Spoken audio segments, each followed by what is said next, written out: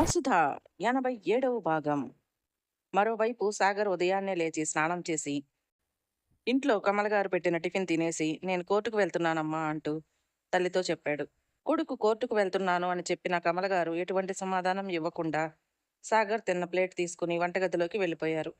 తను మాట్లాడుతున్న తల్లి ఏం మాట్లాడకుండా వెళ్ళిపోవటంతో కాస్త అసహనానికి గురవుతూ అక్కడి నుండి లేచి బండి తాళాలు అందుకుని కోర్టుకు వెళ్ళటానికి బయలుదేరాడు సాగర్.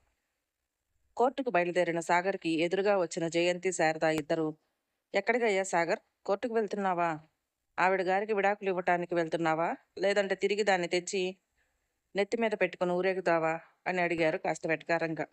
వాళ్ళ మాటల్లో వెటకారం అర్థమైన సాగర్, ఏం చేయాలో మీరే కాస్త సెలవివ్వండి వదిన గారు అంటూ అంతే వెటకారంగా రిటర్న్ మాట్లాడాడు. ఏమో బాబు, నువ్వు ఏం చేయాలనుకుంటే అది చెయ్యి, మధ్యలో మాకెందుకు. అది నిన్ను ఇంట్లో అందరి ముందు లాగిపెట్టి గోప గుయ్యమనేలా ఒక్కటి పీకి మరీ వెళ్ళింది. అది నిన్ను కొట్టినా నువ్వు దాన్ని తిట్టినా మీరు మీరు మూడు పెళ్ళాలు, మధ్యలో మాకెందుకయ్యా, కత్తికి లేని దురద కందకు ఎందుకు, మీ మధ్యలో మేము రావటం కరెక్ట్ కాదులే, నీకు నచ్చింది నువ్వు చెయ్యి అంది జయంతి. జయంతి మాటలు విన్న సాగర్, నిజంగా వీళ్ళిద్దరికీ ఒళ్ళు వంచి పని చేయటం చేత కాదు, కానీ ఎప్పుడు చూసినా పక్కవాడి మీద పడి అడవటం బాగా అలవాటైపోయింది. ఆ వసుధ ఇంట్లో ఉన్నంతకాలం దాని మీద పడి దానిని వేధిస్తూ ఎప్పుడు చూసినా దాన్ని నానా మాటలు అంటూ హింసించేవాళ్ళు. ఇప్పుడు వీళ్ళు ఆడుకోవడానికి అది లేదు కదా, నా మీద పడ్డట్టున్నారు అని మనసులోనే తిట్టుకుంటూ పైకి మాత్రం అలాగే వదిన గారు, నాకు ఎలా చేయాలనిపిస్తే అలానే చేస్తాను, మీ సలహాకి నా ధన్యవాదాలు అంటూ ఎటకారంగా వాళ్ళకి నమస్కారం చేసి ఉదయాన్నే రెండు దరిద్రగొట్టు మొహాలు ఎదురయ్యాయి. వెళ్ళిన పని ఎలా జరుగుతుందో ఏంటో అనుకుంటూ అక్కడి నుండి బయటకు వెళ్ళిపోయాడు. కోర్టుకు బయలుదేరిన సాగర్ తన బండి స్టార్ట్ చేస్తూ ఉండగానే మేఘమాల నుండి కూడా ఫోన్ వచ్చింది. మేఘమాల నుంచి ఫోన్ రావటం చూసిన సాగర్ కాస్త అసహనానికి గురి అవుతూ, ఇప్పుడు ఈ జిడ్డు మొహం కూడా ఫోన్ చేసి తగలబడింది, దీనికేం నొప్పి మొదలైందో, మాట్లాడకపోతే ఓ గోల, మాట్లాడితే మరో గోల, పెద్ద తలనొప్పి, ఏం చేద్దాంరా సాగర్గా, నీ టైం బ్యాడ్, ఒప్పుకున్న పెళ్లికి వాయించక తప్పుతుందా అని తగులుకున్నావుగా, మాట్లాడు అంటూ మేఘమాల ఫోన్ లిఫ్ట్ చేసి, హా మేఘా చెప్పు అన్నాడు. టిఫిన్ చేసావా సాగర్ అని నవ్వుతూ పలకరించింది మేఘమాల. తిన్నాను మేఘ, నువ్వు తిన్నావా అని అడిగాడు సాగర్ మామూలుగా. సాగర్ తినేశాను. ఇంతకీ ఈరోజు కోర్టులో మీ కేసు ఫైనల్ హియరింగ్ ఉందిగా, వెళ్తున్నావా అని అడిగింది మేఘమాల. వెళ్తున్నాను మేఘ, రెడీ అయ్యాను, బైక్ మీద ఉన్నాను, వెళ్ళటానికి స్టార్ట్ అవుతుంటే నువ్వు ఫోన్ చేసావు అన్నాడు సాగర్. సరే సాగర్, అయితే వెళ్ళిరా, ఖచ్చితంగా నువ్వు గుడ్ న్యూస్తోనే తిరిగి వస్తావని నేను అనుకుంటున్నాను, ఆల్ ది బెస్ట్ సాగర్ అంటూ ఫోన్ పెట్టేసింది మేఘమాల. తను ఇంకా కాసేపు మాట్లాడితే సాగర్ ఎక్కడ ఫైర్ అవుతాడో అనే భయంతో ముందుగానే సాగర్కి మాట్లాడే అవకాశం ఇవ్వకుండా ఫోన్ కట్ చేసింది మేఘమాల. ఏంటి ఆల్ ది బెస్ట్ చెప్తున్నావు ఇప్పుడు?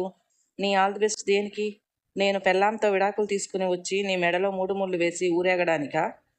అంత లేదు పాప, కళ్ళకంటూ ఉండకు, చచ్చినా నేను నా పెళ్ళాన్ని వదిలిపెట్టను, దాంతో నేను జీవితం పంచుకుంటానో పంచుకోను అది నీకు అనవసరం, అది మాత్రం నాకే సొంతం, దాన్ని నేను ప్రేమించినా ప్రేమించకపోయినా అది నా పెళ్ళాంలా ఇంట్లోనే పడుండాలి, అది నా పెళ్ళాం, సమాజం దృష్టిలో నా గౌరవానికి, నా పొరువుకి, ప్రతిష్టకి, అన్నిటికీ అదొక చిహ్నం లాంటిది, జీవితాంతం నా కాళ్ళ దగ్గర పడి ఉండాలి అనుకుంటానే తప్ప దాన్ని నేను ఎలా వదిలిపెడతాను అనుకుంటున్నావు మేఘ, ఆశకైనా హద్దుండాలి అని మేఘమాలని మనసులోనే తిట్టుకుంటూ కోర్టుకు బయలుదేరి వెళ్ళిపోయాడు సాగర్. సాగర్ కోర్టుకి వచ్చేటప్పటికి వసుధ గోపాల్ గారితో కలిసి కోర్టుకు వచ్చేసింది. కోర్టు హాల్లోకి అడుగుపెట్టిన సాగర్కి వసుధకి చెరోవైపు రామలక్ష్మణులు, రుద్ర, వాసు ఇద్దరూ కూర్చున్నారు. వాళ్ళని అక్కడ చూసిన సాగర్, అబ్బో, వీళ్ళిద్దరూ చెల్లిని జాగ్రత్తగా కాపలా కాయటానికి ఇక్కడికి వచ్చినట్టున్నారుగా, పెద్దవాడు ఉన్నా పర్లేదు, మనకి పెద్ద ఇబ్బంది ఉండదు, రెండో వాడు రుద్రం ఉన్నాడే, వాడు మహా ముదురు, ఇక్కడ నేను ఏదైనా పిచ్చి వేషాలు వేస్తే నా బొక్కలు విరిచేస్తాడు, వీడి దగ్గర ఒళ్ళు దగ్గర పెట్టుకుని ప్రవర్తించాలి, ఏదైనా చేయాలి అనుకున్నా వీడు పక్కన లేనప్పుడు చేయాలి అని తనలో తనే మాట్లాడుకుంటూ మౌనంగా మరో పక్కన కూర్చున్నాడు సాగర్. సాగర్ రాకను గమనించిన వసుధ, వాడొస్తే నాకేంటి, రాకపోతే నాకేంటి అన్నట్టుగా అసలు సాగర్ వైపు కన్నెత్తి కూడా చూడలేదు.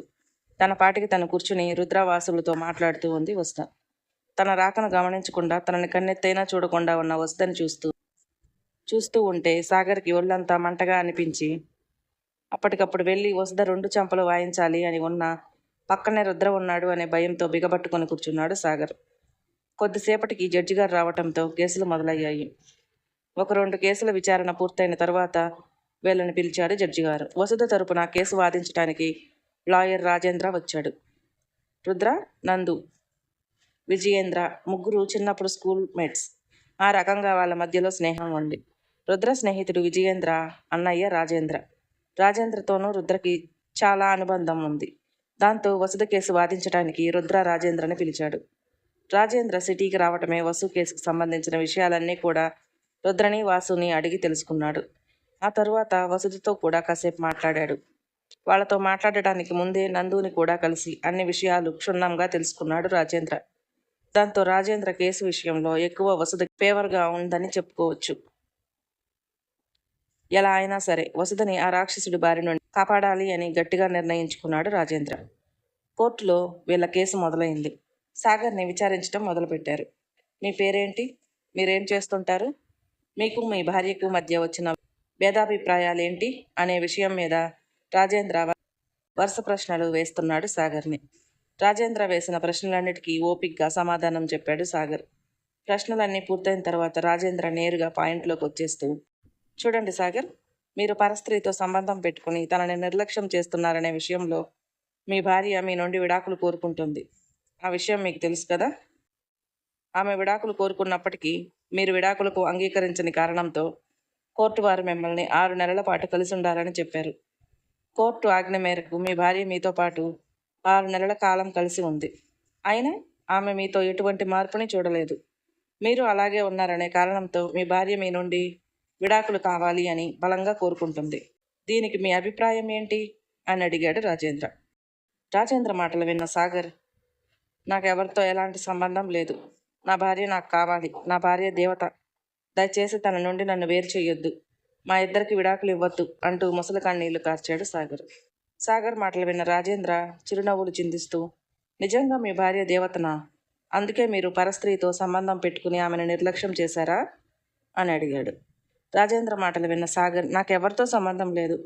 నా భార్యను తప్ప పరస్త్రీని కన్నెత్తైనా చూడలేదు అంటూ అమాయకంగా మొహం పెట్టి ఏడుస్తూ, నన్ను నమ్మండి యువర్ ఆనర్ అంటూ జడ్జి గారిని వేడుకున్నాడు సాగర్.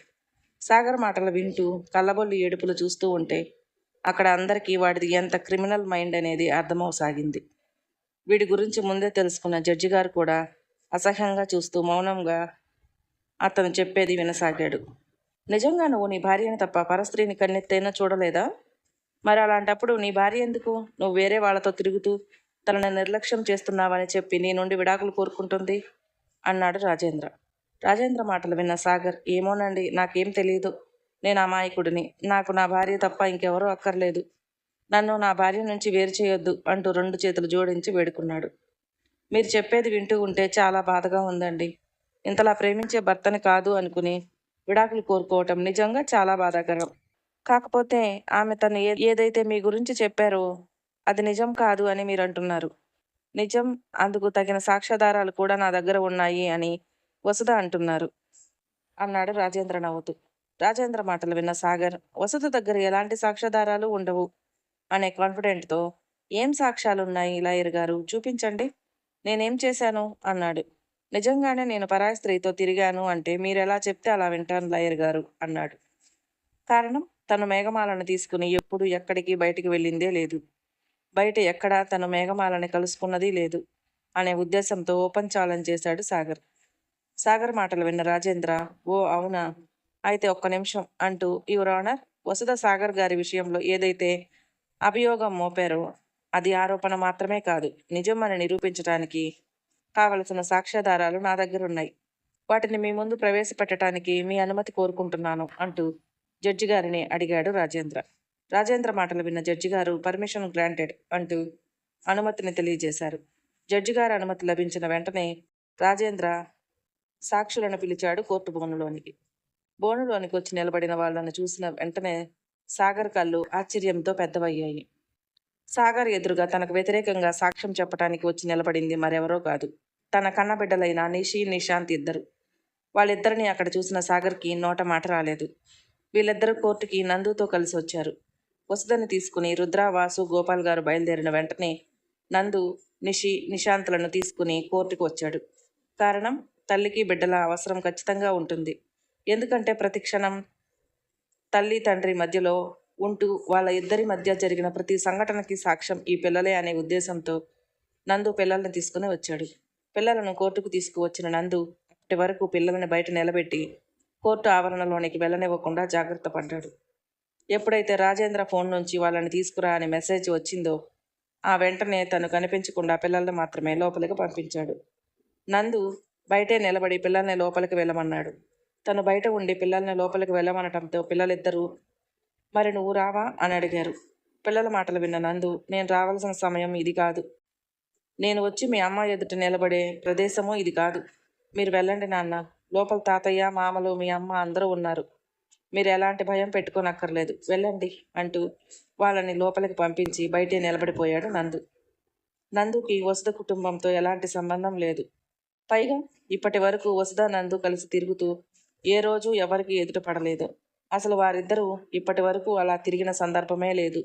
అందుకే ఇప్పుడు వసుధ తరపున వకాల్తా పుచ్చుకొని తను లోపలికి వెళ్తే వసుధపై అనవసరంగా నిందలు వేస్తారు అనే ముందు చూపుతో ఆలోచించి తను బయటే నిలబడిపోయాడు.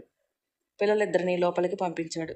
రుద్రావాసులిద్దరూ వసుధ పెళ్లి చేసుకుని సాగర్తో ఆ ఇంటికి వచ్చిన నాటి నుంచి తనకి అన్నలుగా ప్రతి క్షణం తోడుంటూనే వచ్చారు కాబట్టి వారిద్దరూ వసుధతో పాటు అక్కడే ఉన్నా ఎవరూ తప్పుపట్టే అవకాశమే లేదు. కానీ నందు వెళ్తే అలా ఉండదు అనుకుని నందు అక్కడికి వెళ్ళే సాహసం చేయలేకపోయాడు. కానీ బయట నిలబడి ప్రతి క్షణం అక్కడ ఏం జరుగుతుందో ఏంటో అని భయంగా వసుధ పిల్లల రాక్ కోసం ఎదురు చూస్తూ ఉన్నాడు. బోన్లోకి వచ్చి నిలబడిన పిల్లల్ని చూస్తూ రాజేంద్ర, ఈ పిల్లలు మీకు తెలుసా మిస్టర్ సాగర్ అని అడిగాడు సాగర్ని. ఆ లాయర్ గారు, వీళ్ళిద్దరూ నా పిల్లలే అన్నాడు సాగర్. సాగర్ మాటలు విన్న లాయర్ రాజేంద్ర, నా పిల్లలంటే ఎవరికి పుట్టారు, మీకొక్కడికేనా అని అడిగాడు వంకరగా. లాయర్ వంకర మాటలు అర్థమైన సాగర్ కాస్త కోపంగా చూస్తూ, నాకు మా ఆవిడికి పుట్టారు అన్నాడు. ఓ, మీకు మీ ఆవిడికి పుట్టారా?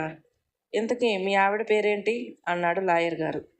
లాయర్ మాటల్లో వ్యంగ్యం స్పష్టంగా అర్థమవుతుంది. అయినా ఇప్పుడు తను ఏమీ చేయలేని పరిస్థితిలో ఉన్నాడు అని అర్థం చేసుకున్న సాగర్, నాకు నా భార్య వసుధకు పుట్టిన సంతానం వీళ్ళిద్దరు. పాప పేరు నిషిత, తను పెద్దది. బాబు పేరు నిశాంత్, వాడు చిన్నవాడు అన్నాడు కోపంగా. సాగర్ మాటలు విన్న లాయర్ రాజేంద్ర, ఓ, మీకు గుర్తుందన్నమాట మీ భార్య వసుధ అని. ఆమె మీ కూతురు నిషితని, ఇతను మీ కొడుకు నిశాంత్ అని. పర్వాలేదు, సరే, మీరు పూర్తి క్లారిటీతో ఉన్నారు మీకు భార్య బిడ్డలు కావాలి అని. మీరు కాసేపు వెయిట్ చేయండి, నేను ఇప్పుడు పిల్లలతో మాట్లాడతాను. మీకు వారు కావాలనుకుంటున్నారు, మరి వారు మిమ్మల్ని కావాలనుకుంటున్నారా లేదా వద్దు అనుకుంటున్నారా తెలుసుకోవాలి కదా అంటూ నవ్వుతూ పిల్లల వైపు వెళ్ళాడు lawyer Rajendra. Good morning childrens, మీ పేరేంటి అంటూ పిల్లల్ని పలకరించాడు రాజేంద్ర. నా పేరు నిషిత, నా పేరు నిశాంత్ అంటూ పిల్లలిద్దరూ తమను తాము పరిచయం చేసుకున్నారు.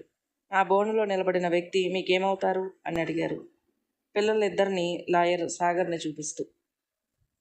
అతను మాకు జన్మనిచ్చిన వ్యక్తి అన్నారు పిల్లలిద్దరూ. పిల్లల మాటలు విన్న లాయర్, అదేంటి అలా అంటున్నారు, తండ్రి అని కదా చెప్పాలి అన్నాడు కాస్త ఆశ్చర్యంగా. ఆయన మాటలు విన్న పిల్లలు, జన్మనిచ్చినంత మాత్రాన తండ్రి అయిపోరు. ఆ మాత్రానికి తండ్రి అంటే పందులు కుక్కలు కూడా పిల్లల్ని కంటాయి. తండ్రి అని మీరు అనుకుంటున్నారు, కానీ ఆయన ఏ రోజైనా మాకు తండ్రి వ్యవహరించారా అడగండి.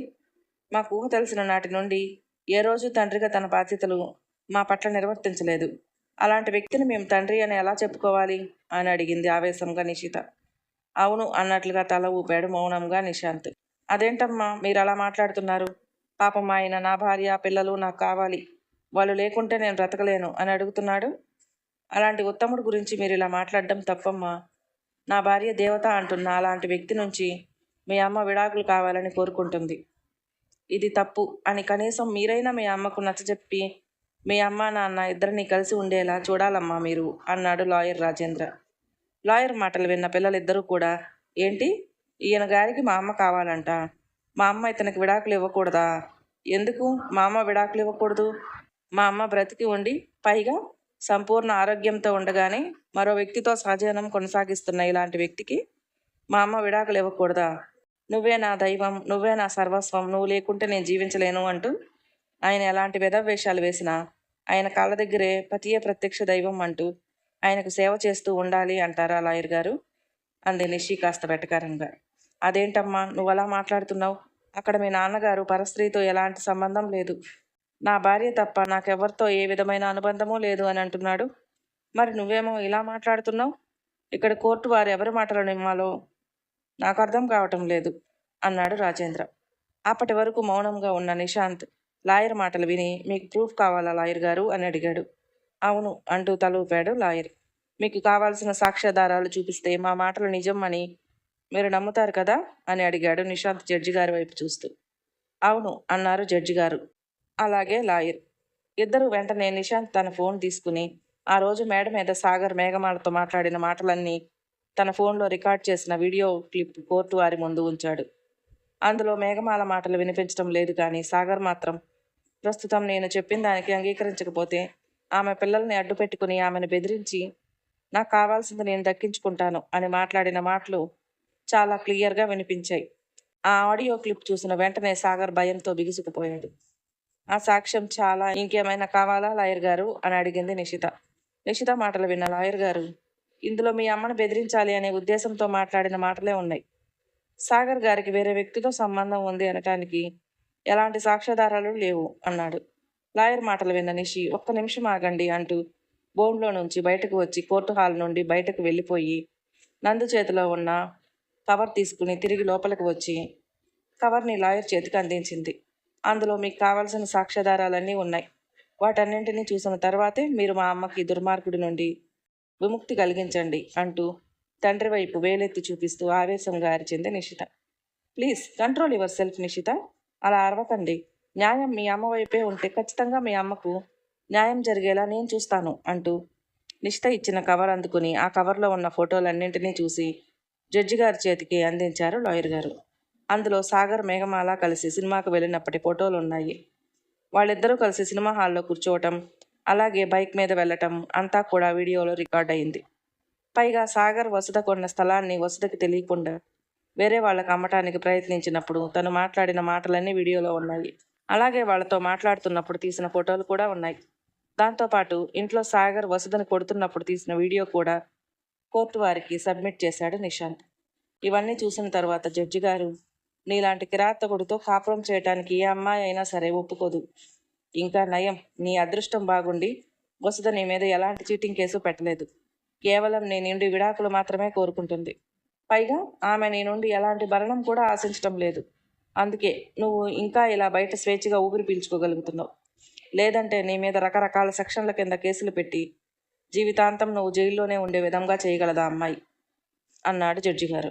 కానీ ఆ అమ్మాయి అలా చేయకుండా కేవలం నీ నుండి విడాకులు మాత్రమే కోరుకుంటుంది కాబట్టి నువ్వు నోరు మూసుకుని విడాకుల కాగితాల మీద సంతకం పెట్టిస్తే కనీసం నువ్వు బయట స్వేచ్ఛగా జీవించే అవకాశమైనా ఉంటుంది.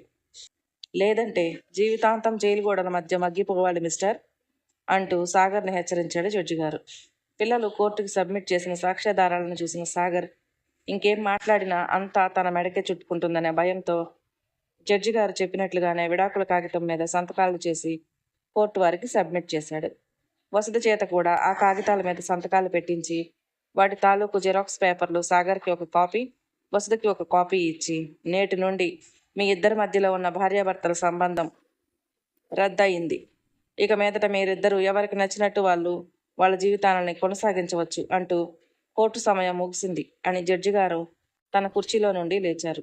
జడ్జి గారు ఇచ్చిన కాగితాలను తీసుకున్న వసుధ సంతోషంగా కోర్టు బయటకు వచ్చి జడ్జి గారికి లాయర్కి కృతజ్ఞతలు తెలుపుకుని సంతోషంగా తన పిల్లల్ని దగ్గరకు తీసుకుని, బాబాయ్, ఈ రోజు నుంచి నా జీవితానికి పట్టిన శనిగ్రహం వదిలిపోయింది. అన్నయ్య, 6 నెలల తర్వాత పూర్తిగా మీ చెల్లెలుగా మీ ఇంట్లో అడుగు పెడతాను అని నీకు మాట ఇచ్చినట్లుగానే మీ చెల్లెలుగానే వస్తున్నాను అంటూ ఆనందంగా రుద్ర వాసులను కౌగిలించుకుంది వసుధ. అప్పుడే కోర్టు నుండి బయటకు వచ్చిన సాగర్ కోపంగా వసుధ దగ్గరకు వచ్చి, ఏం చూసుకునే నీకు ఈ పొగరు? ఎవరి అండ చూసుకునే నువ్వు ఇలా రెచ్చిపోతున్నావు? ఇప్పుడు నా నుండి విడాకులు పొందానని సంబరపడిపోకు. నేను నిన్నంత తేలిగ్గా వదిలిపెట్టను. అంతకంతకు అనుభవిస్తావు అంటూ వార్నింగ్ ఇచ్చాడు సాగర్. సాగర్ మాటలు వింటూ ఉన్న అందరికీ రక్తం మరిగిపోసాగింది.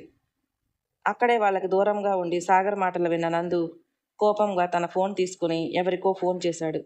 అవతల వ్యక్తితో మాట్లాడిన తర్వాత ఒక స్మైల్ ఇచ్చి జరిగేది చూడసాగాడు. నందు తల్లిదండ్రులు వసుధ పెళ్లికి అంగీకరించబోతున్నారా? మరో భాగంలో తెలుసుకుందాం. మన వీడియోలు మీకు నచ్చినట్లయితే ప్లీజ్ లైక్ చేయండి, షేర్ చేయండి, సబ్స్క్రైబ్ చేసుకోవటం మాత్రం మర్చిపోకండి. Thank you.